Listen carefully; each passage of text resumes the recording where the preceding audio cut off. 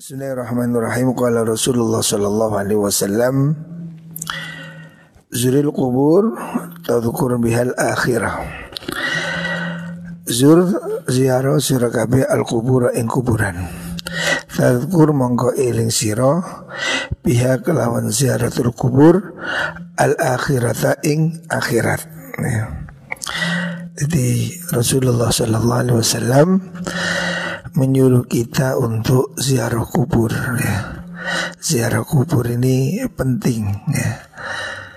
Kalau ada orang tidak mau ziarah kubur, itu akan semakin jauh dari ingat pada akhirat. Karena salah satu tujuan dari ziarah kubur itu tadhkur biha al-akhirah. Faedah ziarah kubur ini supaya kita ingat akhirat, bahwa kita ini mesti akan mati, bahwa semua orang hidup pasti akan dikubur. Dengan begitu akan hilang kesombongan orang hidup di dunia. Supaya kamu ingat bahwa kamu juga akan mati. Kamu yang sehari ini gagah, kaya, berkuasa akan dikubur juga ya. Soeharto mati, Soekarno mati, semua orang hebat juga pada masa lalu hari ini sudah mati. Makanya Rasulullah SAW mengingatkan zuril kubur tadhkur bihal akhirah. Hendaknya kamu suka ziarah kubur supaya kamu ingat kepada akhirat, supaya kamu tidak ada kesombongan hidup ini. Wa agsilil mauta, wa agsilan ngetusono sira al mauta ing pira-pira wong mati. Fa inna mu'alajata jasadin, setuhune nandangi jasad khawin kang wis mati, maksudnya memandikan orang yang sudah mati, iku mau idotun dadi mau idoh balighatun kang banget. Nah, mandikan orang yang sudah mati ya, supaya kita ini punya kesadaran bahwa kalau kita mati kita tidak bisa apa-apa. Mandi aja kita tidak bisa. Hari ini kita bisa berbuat apa saja masih hidup. Tapi kalau kita lihat orang sudah mati, mandi saja tidak mampu. Makanya Rasulullah SAW menyuruh kita wagsilil mauta, mandikan orang mati. Ini fa inna mu'alajata janasadin khawin, fa inna mu'alajata jasadin khawin mau'idhatun balighah. Memandikan orang yang sudah mati itu jadi mau'idhah, jadi nasihat yang balighah, yang luar biasa ya. Bahwa manusia ini ketika tidak ada nyawa, tidak mampu bergerak sama sekali, mandi saja tidak bisa, melepas baju aja tidak bisa. Ini ada mau'idhah balighah, satu nasihat tertinggi ya, bahwa kita ini tidak ada yang bisa disombongkan. Ketika kita mati, mandi aja tidak bisa, lepas baju tidak bisa. Inilah mau'idhah balighah. Wa sholli alal janais. Selanjutnya Nabi mengatakan sholli alal janais. Sholli hendaknya kamu sholat alal janaizi pada jenazah. La'alla dzalika yuhzinuka. La'alla dzalika menawa mengkono sholat jenazah iku yuhzinuka nyusahaken opo dzalik ka ing sira. Nabi mengajarkan supaya kita menyolati jenazah. Tujuannya apa? Doakan mereka, doakan orang yang sudah mati. Sholat jenazah itu kan doakan orang mati. Kalau ada orang tidak percaya doa untuk orang mati, ya jangan disolati. Orang itu disolati tujuannya kan didoakan, Allahumma gfir lahu warhamhu wa'afihi wa'fu anhu. Kita ini mendoakan orang mati, salah satunya dengan cara melakukan sholat jenazah. Makanya Rasulullah SAW menyuruh kita sholat jenazah. La'alla dzalika yuhzinuk. Mungkin sholat jenazah ini bisa menyedihkan hatimu, supaya hati kita ini tidak menjadi kasar. Kita ini kan terlalu sering tertawa, kurang menangis. Supaya kita ini susah, supaya kita itu sedih, mandikan orang yang meninggal. Saya dulu memandikan jenazah ayah saya umpamanya, itu kesedihan yang luar biasa ya, luar biasa. Kalau kamu belum pernah mandikan orang mati, mungkin kamu beda ya rasanya, inspirasinya terhadap kematian itu. Saya sudah pernah mandikan jenazah ayah saya misalnya. Ketika kamu melihat betapa jenazah tidak mampu berbuat apa-apa, kita mandikan, Masya Allah, terenyuh luar biasa. Kemudian kita sholati, sholli alal jenazah, sholat al jenazah, la'alla dzalika yuhzinuk, supaya kamu sholat jenazah itu hatimu agak sedih bahwa orang yang hidup ini mati minta didoakan ya. Fa innal hazin fi dhillah yaumil qiyamah. Fa innal hazina sutine wong kang susah iku fi dhillillahi ing dalem yubane Gusti Allah yaumil qiyamati dalam dina kiamat. Yata'arradu likulli khair.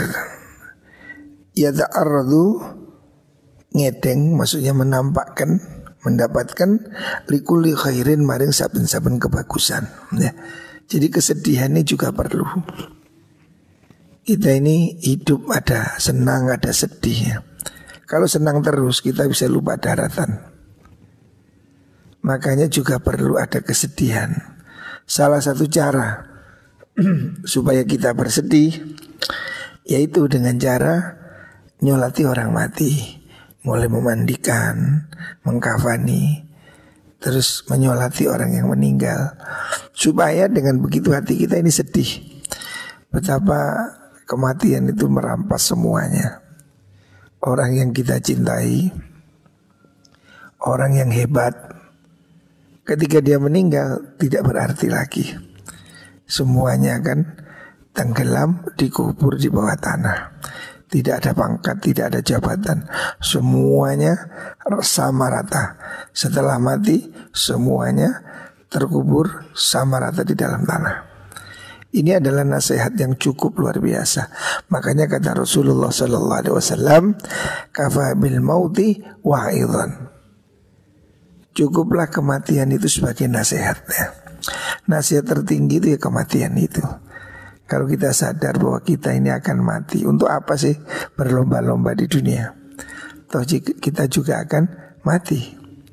Untuk apa sih sombong di dunia? Toh kita juga akan mati. Jadi kematian itu adalah nasihat tertinggi. Makanya Rasulullah mengatakan kafa bil mauti wa'idhan. Cukuplah kematian itu menjadi nasihat yang tertinggi sudah. Jadi mau'idhah tertinggi ya kematian itu. Kalau kita sadar bahwa kita akan mati, maka tidak ada yang bisa disombongkan. Jabatan, pangkat, toh setelah mati semuanya hilang, semuanya sama.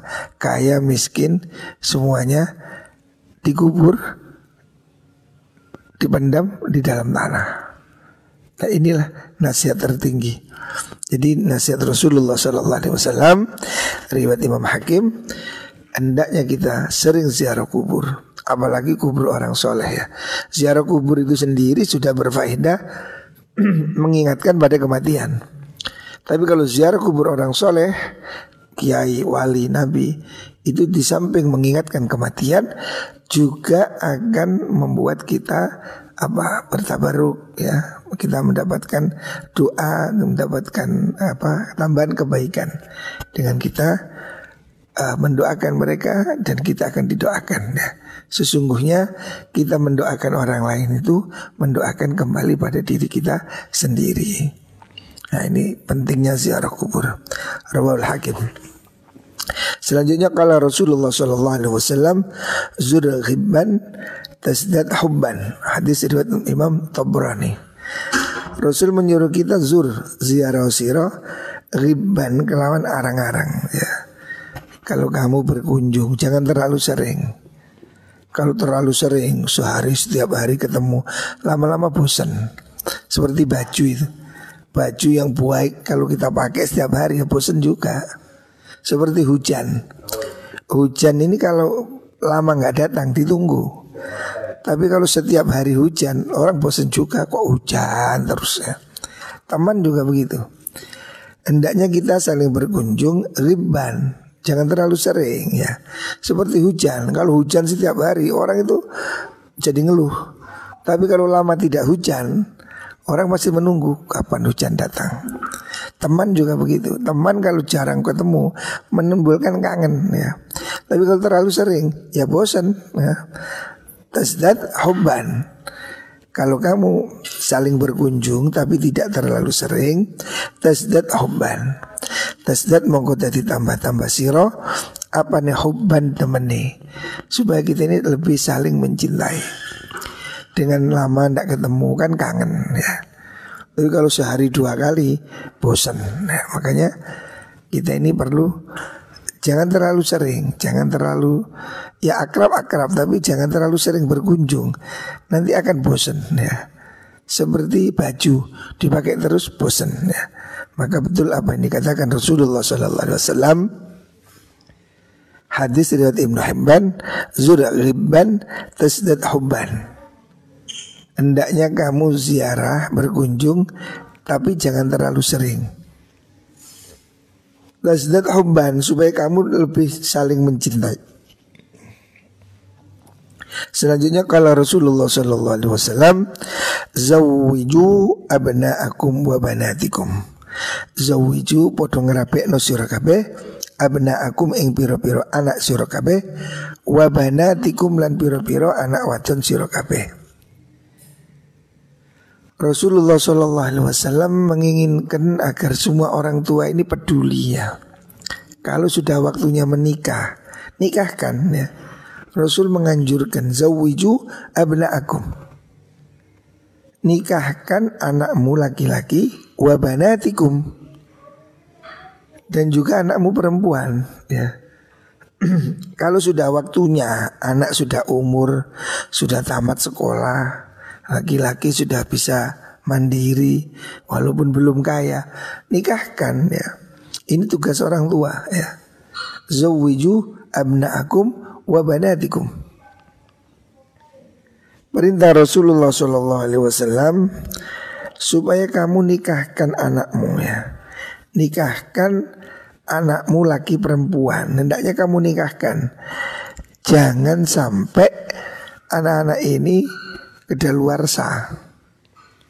Umpamanya gadis umur 50 tahun, kan kasihan ya. Hendaknya anak-anak ini kalau sudah waktunya menikah, nikahkan ya, jangan dibikin sulit. Hari ini kan problem masyarakat ini pernikahan sulit. Maharnya ribet, lamaran, acara ini, acara itu.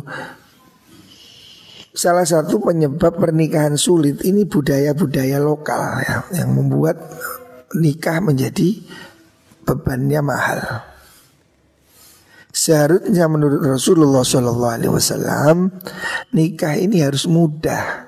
Makanya dalam sebuah hadis Nabi mengatakan iltamis walau khataman min hadid. Hendaknya kamu nikah sing gampang.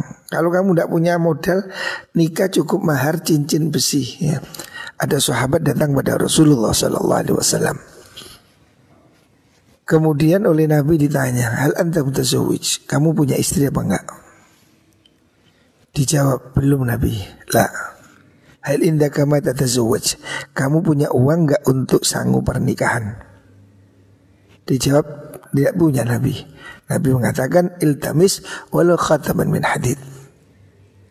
Hendaknya kamu menikah, carilah mahar walaupun hanya cincin besi yang tidak berharga ya. Cincin besi berapa harganya? Artinya sedemikian rupa Rasulullah SAW menginginkan pernikahan ini harus mudah. Pernikahan jangan dibikin sulit ya. Maka Rasul menganjurkan zawwiju abna'akum wa banatikum. Wahai para orang tua, nikahkanlah anak laki-laki, anak perempuan, nikahkan. Siapa orang punya anak, anaknya sudah dewasa, ini kewajiban nikahkan. Lah kalau belum ada yang lamar, yur golek no. tawar-tawarkan. Nah, wah, apa ndak gengsi? Ndak masalah. Menikahkan anak itu jangan jadi gengsi ya. Mencarikan jodoh untuk anak itu jangan gengsi ya. Jangan malu.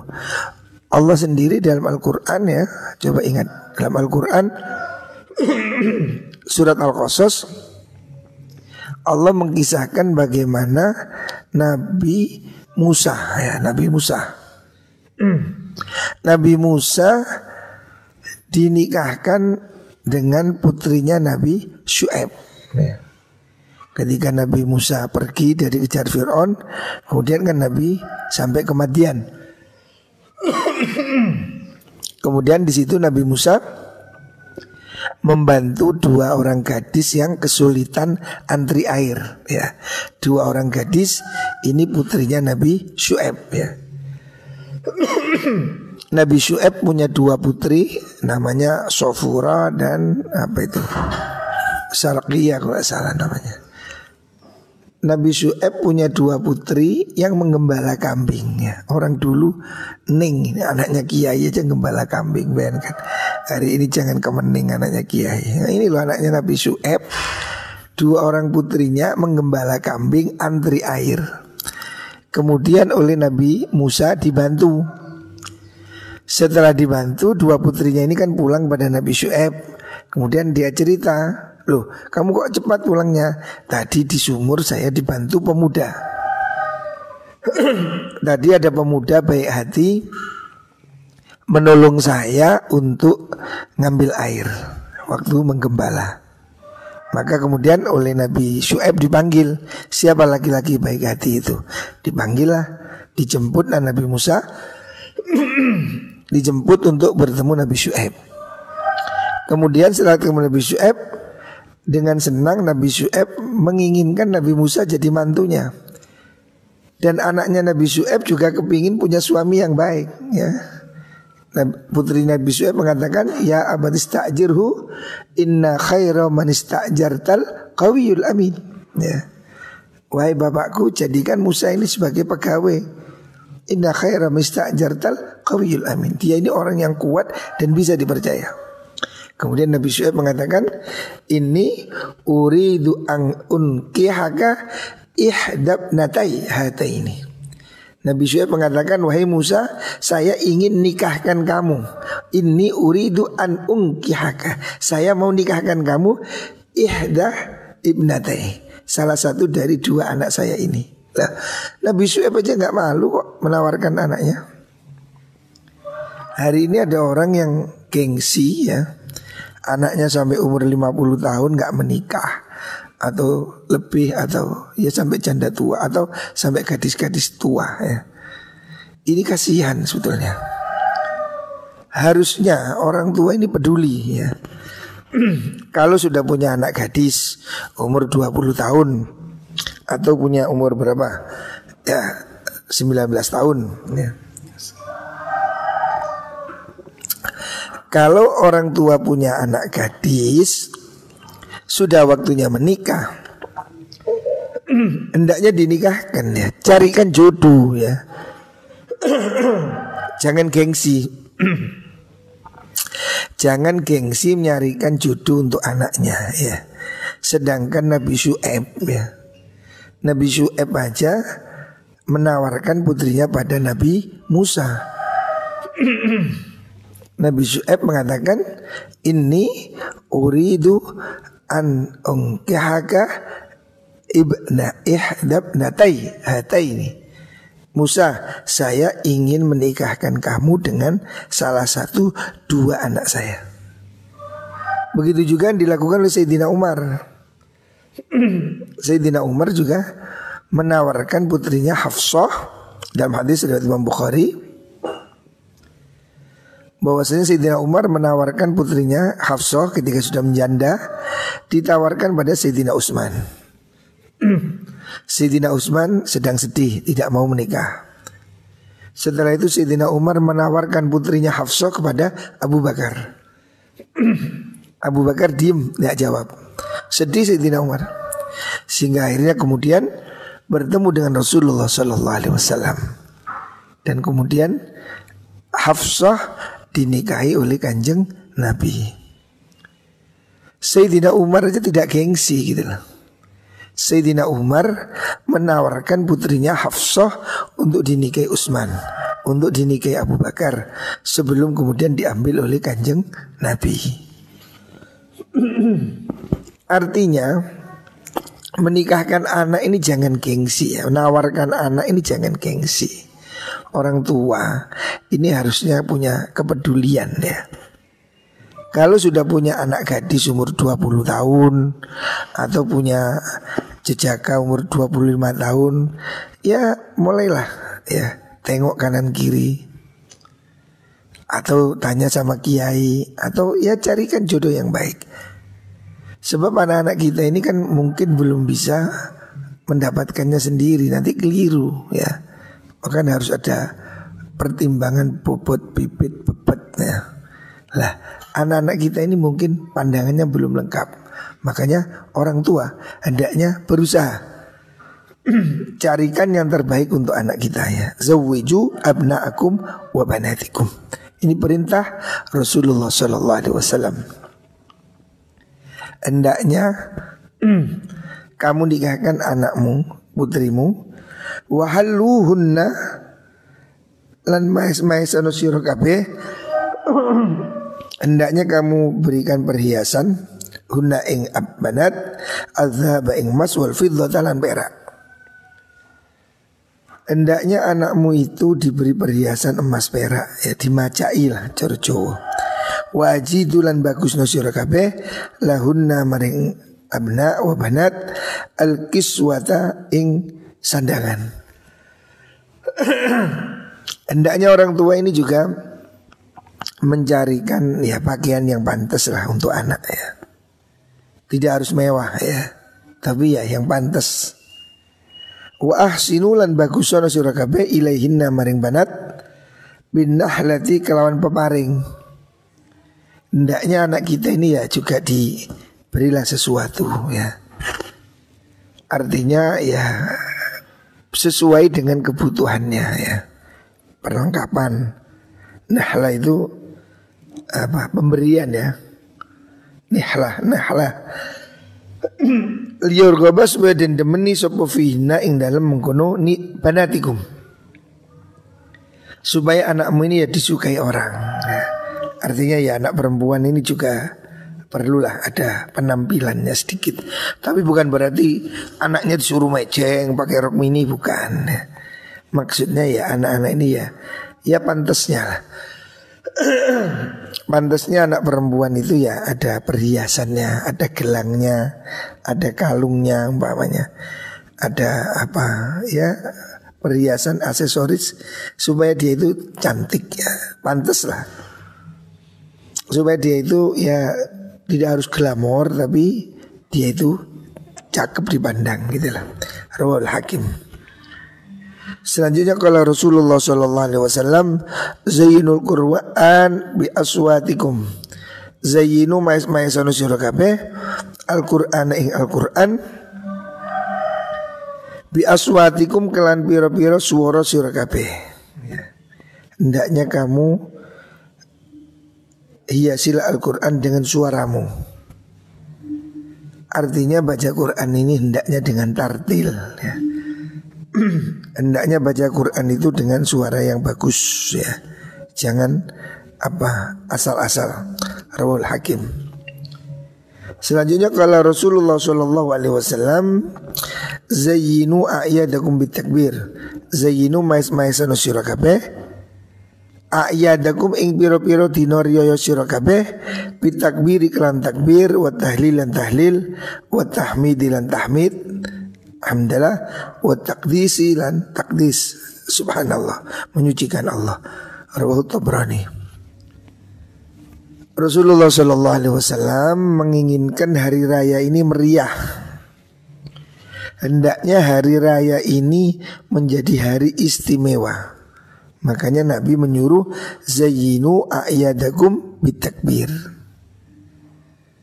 Hiasilah hari raya itu dengan takbir, bukan dengan mercon ya. Orang kita ini meramaikannya dengan mercon, sound system yang dangdutan, bukan itu. yang diperintahkan Rasulullah Shallallahu Alaihi Wasallam, zayyinu a'yadakum bitakbir.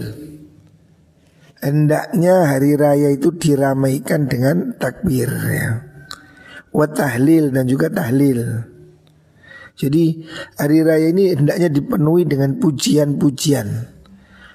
Ini hari yang penuh kebahagiaan. Kebahagiaan bagi kita umat Islam, bukan dengan joget, bukan dengan pesta, tapi hari raya bagi kita umat Islam adalah untuk bertakbir, ya. Takbir ini syiar terpenting umat Islam. Kita hari raya disuruh takbir. Karena apa? Takbir ini semboyan yang paling penting, ya. Kita baru lahir diadzani baca takbir, Allahu Akbar. Kita sholat mesti sholat dengan baca takbir. 5 kali setiap hari kita mesti dengar adzan bacaan takbir. Jihad, komando perang, Bung Tomo, takbir, ya. Mati pun nanti kita juga dibacakan adzan, dibacakan takbir, ya. Jadi kita ini hidup ini harus selalu penuh dengan takbir, ya. Makanya Rasulullah Sallallahu Alaihi Wasallam mengingatkan zayyinu a'yadakum bitakbir. Ramaikan hari raya dengan takbir, ya. Kenapa kok dengan takbir? Sebab takbir ini simbol daripada kebesaran umat Islam. Orang takbir dengan Allahu Akbar, Allah Maha Besar. Artinya selain Allah itu kecil. Selain Allah itu kecil. Harta kecil, pangkat kecil, jabatan kecil, istri, anak, semuanya harus kecil. Umat Islam diajari setiap hari 5 kali, setiap hari waktu adat azan Allahu Akbar. Sholat harus dimulai dengan Allahu Akbar. Tidak boleh sholat dengan Allahul Karim, tidak boleh. Allahu Akbar. Kenapa? Bahwa kita semua ini harus merasa Allah lah yang maha besar. Kalau ada orang mukmin ditawari harta, jabatan, pangkat, perempuan, apapun untuk ditukar dengan iman, jangan pernah diterima. Katakan Allahu Akbar. Allah maha besar dari pangkat, maha besar dari semua jabatan, kedudukan, harta, semuanya harus kecil. Kalau kita katakan Allahu Akbar, yang lain kecil sudah. Harta kecil, jabatan kecil, kekayaan itu kecil. Tidak ada yang besar. Yang besar hanya Allahu Akbar. Ini harus jadi semboyan. Umat Islam harus mempunyai semboyan Allahu Akbar. Makanya sholat harus dimulai dengan takbir Allahu Akbar. Mulai kita lahir, bayi kita diadzankan Allahu Akbar. Sholat kita azan Allahu Akbar, takbir Allahu Akbar, jihad Allahu Akbar, mati pun dibacakan azan Allahu Akbar. Hendaknya Allahu Akbar ini menjadi syiar umat Islam, ya, bahwa tidak ada yang lebih besar kecuali Allah. Allah lah yang besar, yang lain kecil. Harta kecil, kekayaan kecil. Jangan ada sesuatu pun dalam hidup ini yang mengalahkan Allahu Akbar, ya. Inilah pentingnya kenapa hari raya kita disuruh baca Allahu Akbar, takbiran, ya. Ramaikan hari raya dengan takbir, bukan dengan dangdut, ya. Takbir, tahlil, tamjid, takdis, ya. Ini hal yang dianjurkan oleh Rasulullah Sallallahu Alaihi Wasallam, ya. Maka muka-muka kita semua ini, ya, masih diberikan umur panjang, bisa menemui hari raya yang akan datang.